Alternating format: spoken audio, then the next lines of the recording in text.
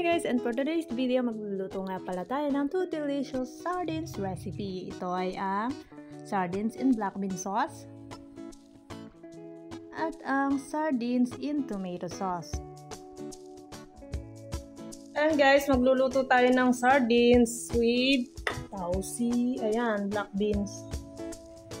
So, nag-prepare na tayo dito ng wangba, paminta, luya, at siling green, tsaka dried na red. Ayan. So, bale, gagamit tayo dito ng pressure cooker. Talagyan lang muna natin ng bawang sa ilalim.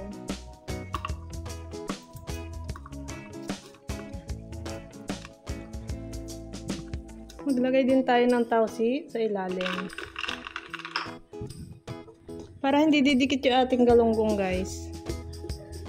And then, lalagay na natin yung ating mga gigi.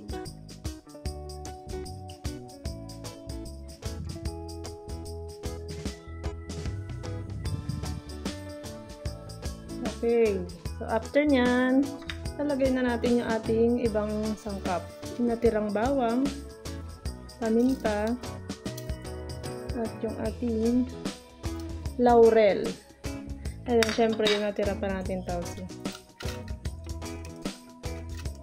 Hindi na ako maglalagay ng asin dito, guys, kasi itong tausi, tinikman ko, medyo maalat siya. Lalagyan natin ng half bowl lang ng tubig. Tsaka lalagyan natin ng oil. Maraming oil, guys, yung kailangan. Ayan.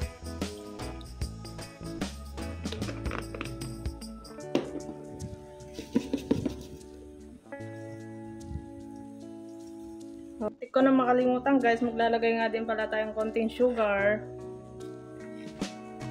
Ayan.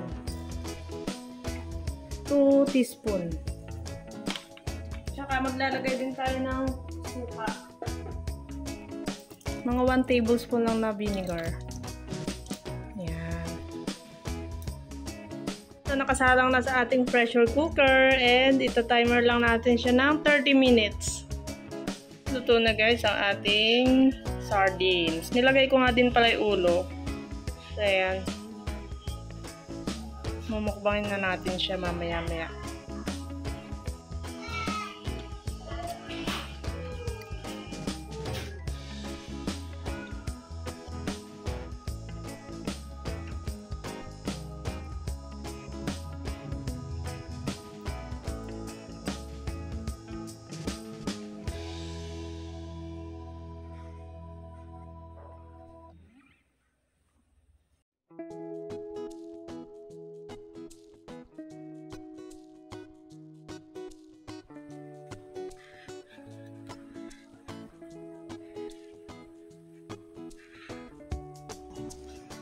So, i-next na nga natin agad-agad ang ating sardines in tomato sauce. Bali dito, gigisahin natin siya sa luya, bawang, gisagisahin lang natin ito hanggang sa lumabas ang kanilang aroma.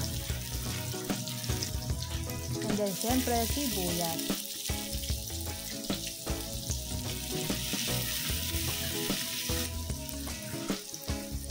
And then, lalagay na rin natin dyan ang, syempre, chili na red at saka laurel. So, yung chili na ginamit ko ay yung medyo dry siya.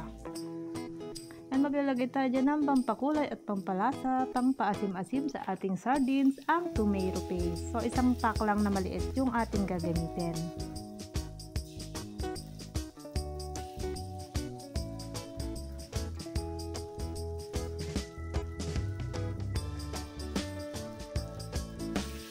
At ayan nga, gigisa-gisahin lang natin ating tomato paste dito sa ating ginisang mga ingredients.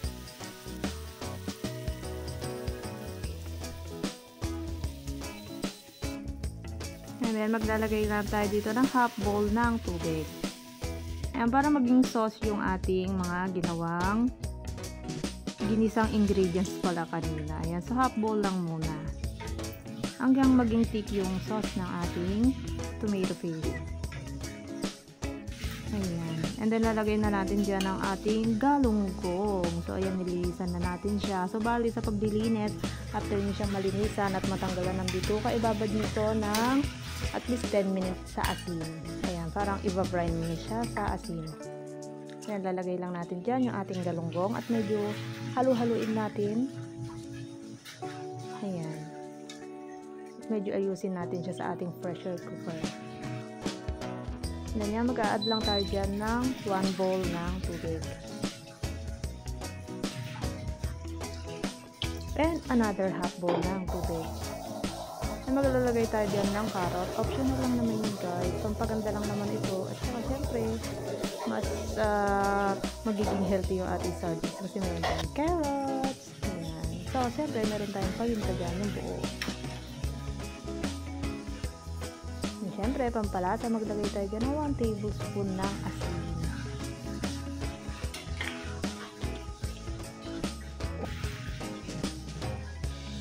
And then, maglagay din tayo dyan ng 1 tablespoon na asukal. Pambalance ng ating lasa ng alat ng ating sardines.